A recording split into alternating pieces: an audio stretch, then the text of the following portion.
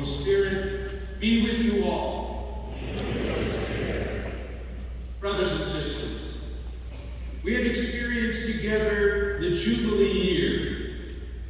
As a single people, we have offered our praise, thanksgiving, and supplication to God in union with those who are voiceless in the world, but whom the Father hears and welcomes as beloved sons and daughters: the sick, the aged, the prisoners, the poor.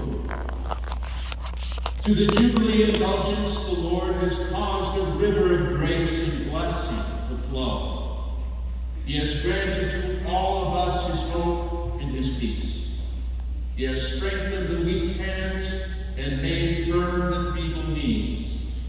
He has said to each one of us, "Take courage, do not be afraid."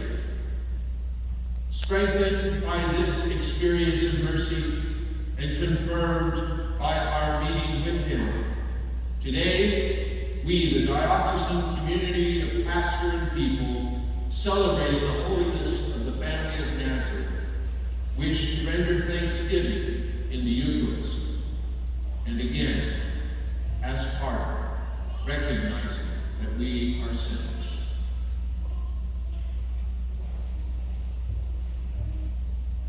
May Almighty God have mercy on us, forgive us our sins, and bring us to everlasting life.